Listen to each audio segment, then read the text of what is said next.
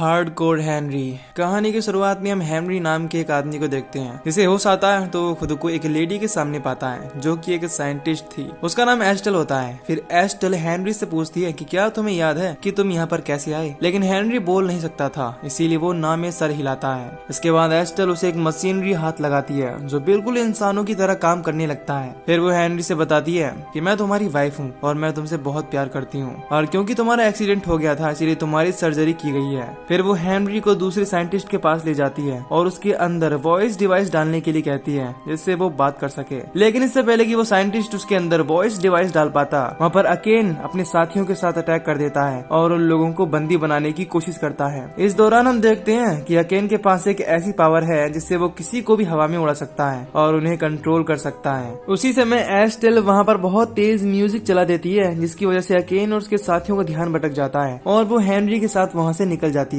फिर जब वो आगे बढ़ते हैं तो हमें पता चलता है कि वो लोग एक एयरशिप पर हैं और वहाँ से भागने के लिए उनके पास सिर्फ एक ही पैराशूट डिवाइस बचा हुआ है। इसीलिए एस्टेल हेनरी को वहाँ से निकलने के लिए कहती है, लेकिन वो एस्टेल को भी अपने साथ ले जाता है। फिर वो लोग मॉस्को शहर में लैंड होते हैं और क्योंकि पैराशूट बहुत ही तेजी से नीचे गिर रहा था इसीलिए एस्टेल बेहोश हो जाती है। फिर जैसे ही उसे होश आता है वहाँ पर अकेन के आदमी भी पहुँच जाते हैं जो उन दोनों को चारों तरफ से घेरने लगते हैं। इसीलिए एस्टेल हेनरी को उन सबका सामना करने के लिए कहती है, लेकिन जैसे ही वो ऐसा करने की कोशिश करता है तो वो लोग उसे बुरी तरह से पीटने लगते हैं और फिर इलेक्ट्रिक डिवाइस से अटैक करके फ्लाईओवर से नीचे गिरा देते हैं। फिर जब हेनरी को एहसास होता है कि वहाँ पर भी वो लोग उसे घेर रहे हैं तो वो एक गैरेज में छुप जाता है और जब एक सोल्जर उस पर हमला करने की कोशिश करता है तो हेनरी कार के वाइपर से उस पर अटैक करके उसे मार डालता है और उसकी गन ले लेता है। फिर गाड़ी स्टार्ट करके उसे बाहर भेज देता है, जिससे बाहर मौजूद सारे सोल्जर गाड़ी पर अटैक करने लगते हैं। उसी मौके का फायदा उठाकर हेनरी उन पर अटैक कर देता है। तभी वहाँ पर जिमी नाम का एक आदमी आ जाता है जो हेनरी से कहता है कि मैं यहाँ पर 3 सालों से इस मोमेंट का वेट कर रहा था। इसके बाद वो हेनरी को अपने साथ चलने के लिए कहता है और वो इस चीज के लिए तैयार हो जाता है। फिर जब वो गाड़ी में होते हैं तो जिमी हेनरी से उसको चार्ज करने के लिए कहता है, लेकिन जैसे ही वो ऐसा करता है उनका एक पुलिस की गाड़ी पीछा करने लगती है। ये देखकर जिमी हेनरी को अनप्लग करने के लिए कहता है और उन पुलिस ऑफिसर से बात करने की कोशिश करता है, लेकिन वो पुलिस ऑफिसर्स उन पर अटैक कर देते हैं। इससे जिमी वहाँ से भागने की कोशिश करता है। तभी वो पुलिस ऑफिसर्स जिमी को बहुत ही बुरी तरह से शूट करके मार देते हैं। इससे गाड़ी का एक्सीडेंट हो जाता है जिसकी वजह से हेनरी भी घायल हो जाता है। फिर जब उसे होश आता है तो अकेन के आदमी उस पर फिर से अटैक करने लगते हैं, इसीलिए वो भागता हुआ एक शॉप में पहुंचता है। तभी पुलिस ऑफिसर्स वहां पर भी पहुंच जाते हैं, लेकिन हेनरी एक एक करके उन सबको मार देता है और वहां से भागता हुआ एक बस में पहुंचता है। फिर उसके पास एक आदमी पहुंचता है जो उसे बताता है कि वो जिमी है और एक टूल की हेल्प से हेनरी के हाथों से एक छोटा सा डिवाइस निकालता है और कहता है कि इससे तुम्हें ट्रैक किया जा रहा था। इसके बाद वो ये भी बताता है कि चार्ज न होने की वजह से कुछ देर में ही तुम्हारा सिस्टम बंद हो जाएगा, इसीलिए तुम्हें अकेन के एक दोस्त स्लिक के पास जाना है जो अकेन के सारे हथियार और आदमियों को संभालता है। फिर जिमी हेनरी को एक फोन देता है, इसमें एक मैप था और उस जगह की लोकेशन भी होती है जहाँ पर हेनरी को जाना था। फिर जिमी उससे कहता है कि जब तुम उसे मार दोगे तो उसकी बॉडी को फाड़ कर उसके पीछे लगे हुए चार्ज पंप को निकाल लेना और मुझे इस फोन से कांटेक्ट करना। तभी वहाँ पर एक आदमी दिखाई देता है। इसका जैकेट पूरी तरह से मेटल का था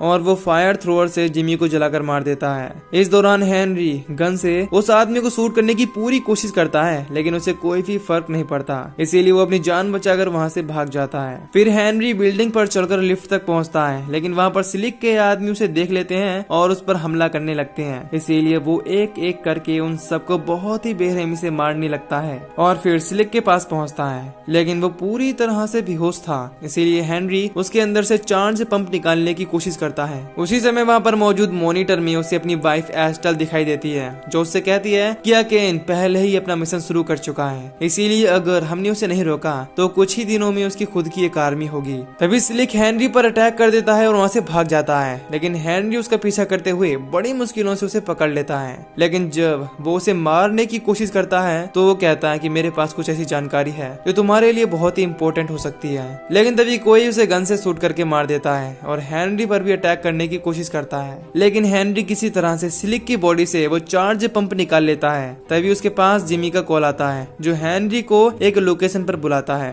फिर जब हेनरी वहाँ पर पहुँचता है तो देखता है कि वो एक क्लब था, लेकिन वहाँ पहुँचते उसकी पावर खत्म हो जाती है। फिर जिमी उसे चार्ज करता है जिससे हेनरी की आँख खुल जाती है और उसे एक नया जिमी दिखाई देता है। ये देखकर वो काफी हैरान होता है। उसी समय जिमी को पता चलता है कि अकेन के आदमियों ने वहाँ पर भी अटैक कर दिया है, इसीलिए जिमी का वो अवतार वहाँ से भाग जाता है है और पुराना जिमी वापस आ जाता है, जो हेनरी को ड्रॉअर से गन निकालकर लड़ने के लिए कहता है। इसके बाद वो दोनों मिलकर वहाँ पर आए हुए अकेन के आदमियों को सामना कर रहे होते हैं। तभी जिमी का साथ देने के लिए ओल्गा और कातिया नाम की लड़कियां भी आ जाती हैं। फिर हेनरी भागता हुआ एक कमरे में पहुंचता है, जहां पर उसे अकेन मिलता है, जो उसके सामने ही एक आदमी को मार डालता है और उस पर भी अटैक कर देता है, क्योंकि वो स्लिक के मरने से काफी गुस्सा था।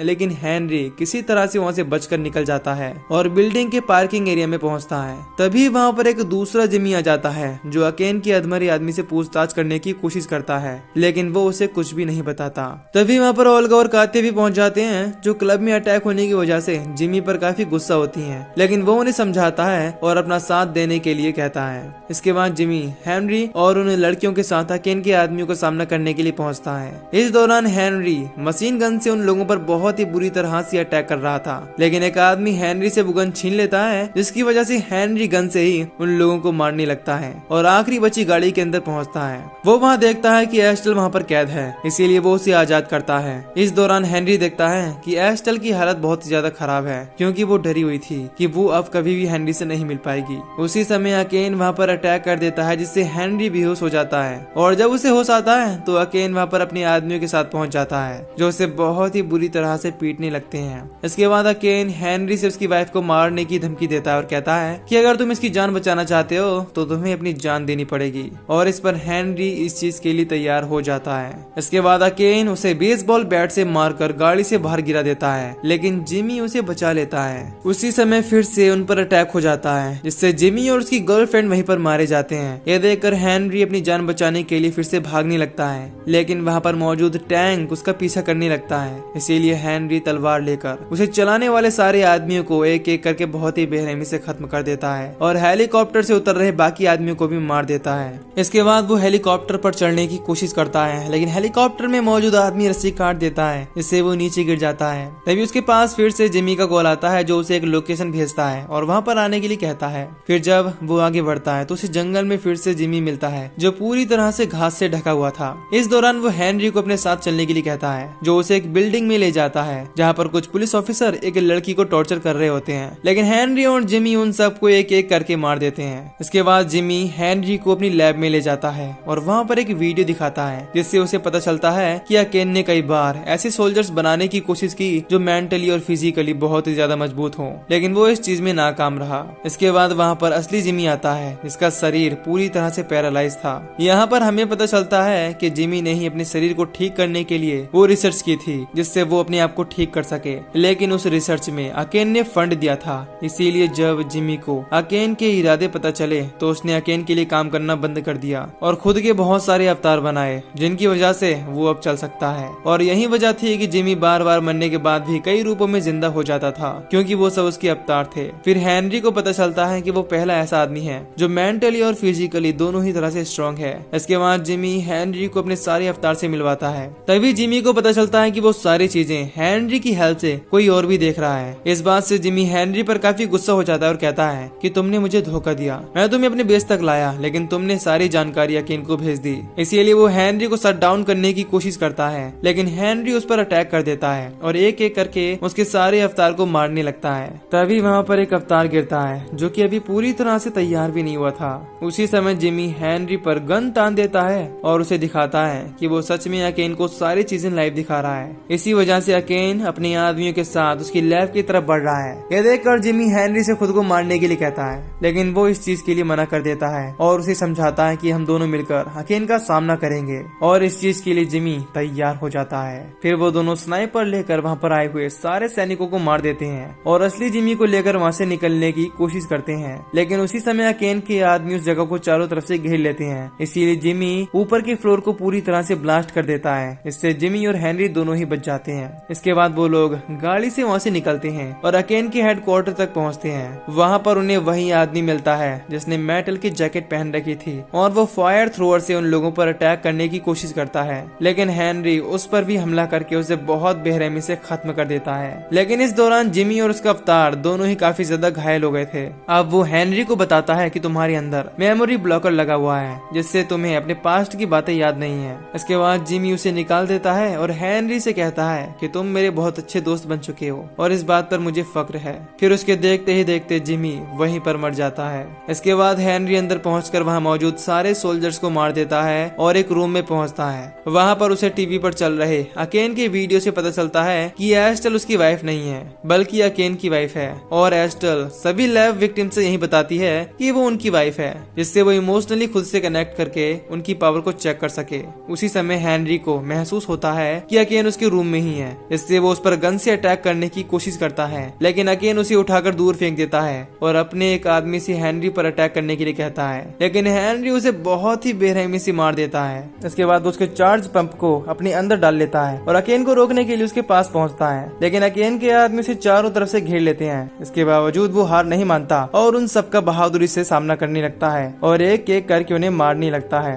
इस दौरान वो एक रूम में पहुंचता है जहाँ पर कई सारी गन रखी होती हैं, जिनकी हेल्प से वो उन आदमियों को मारने लगता है, लेकिन वो लोग उस रूम में घुस जाते हैं। इसीलिए हेनरी उस रूम में हैंड टू ग्रेनेड फेंक कर बाहर निकल जाता है, इससे बहुत सारे आदमी मारे जाते हैं। इसके बाद हेनरी बाकी बचे हुए आदमी को मारने लगता है, लेकिन जैसे ही वो उन सबको मार देता है उसके पास अकेन पहुंच जाता है, जो हेनरी को उसी के हाथों से मरवाने लगता है, क्योंकि उसके अंदर किसी भी चीज को कंट्रोल करने की पावर थी, और इसी वजह से हेनरी वहीं पर बेहोश हो जाता है। फिर जब उसे होश आता है तो उसके सामने एस्टल होती है जो अकेन को किस कर रही होती है। इस दौरान हेनरी को पता चलता है कि ये सब कुछ जो भी हुआ वो एस्टल का ही प्लान था। उनको लगा था कि अगर किसी सोल्जर को जगाने के बाद ये एहसास दिलाया जाए कि उसकी वाइफ खतरे में है तो वो उसे बचाने के लिए कुछ भी कर सकता है, और इस चीज में वो लोग पूरी तरह से कामयाब रहे। इसी वजह से अकेन हेनरी की तरह ही बहुत सारे रोबोट बनाना चाहता है जिनके दिमाग असली इंसान के होंगे। फिर अकेन हेनरी को मारकर वहाँ से जाने लगता है, लेकिन इससे पहले कि वो वहाँ से निकल पाता हेनरी उस पर अटैक करके उसके हाथों को बुरी तरह से तोड़ने की कोशिश करता है, जिससे अकेन वहाँ पर अपनी पावर का इस्तेमाल करके सभी चीजों को हवा में उड़ाने लगता है। लेकिन इसके बावजूद हेनरी उस तक पहुँच जाता है और अपने अंदर लगी हुई वायर से अकेन के गले को बुरी तरह से काट कर मार देता है। फिर वो उसके कटे हुए सर को एस्टल के पास ले जाता है, जिससे वो बहुत ही ज्यादा गुस्सा होती है और उसे गन से शूट करने की कोशिश करती है, लेकिन हेनरी अपने हाथ से उस गोली को रोकता है, जिससे वो गोली वापस एस्टल को लग जाती है और वो हेलीकॉप्टर से लटक जाती है। इसीलिए वो हेनरी से हेल्प मांगती है और कहती है कि तुम्हें अपने दिल की आवाज सुननी चाहिए, लेकिन वो हेलीकॉप्टर का दरवाजा बंद कर देता है। इससे एस्टल भी वहीं पर मारी जाती है और इसी के साथ ये मूवी भी यहीं पर खत्म हो जाती है। तो दोस्तों, अगर आपको इस मूवी की एक्सप्लेनेशन पसंद आई हो तो वीडियो को लाइक और चैनल को सब्सक्राइब कर दीजिए। बाकी मैं मिलूंगा आपसे न्यू वीडियो में। Till then take care, love you, bye bye.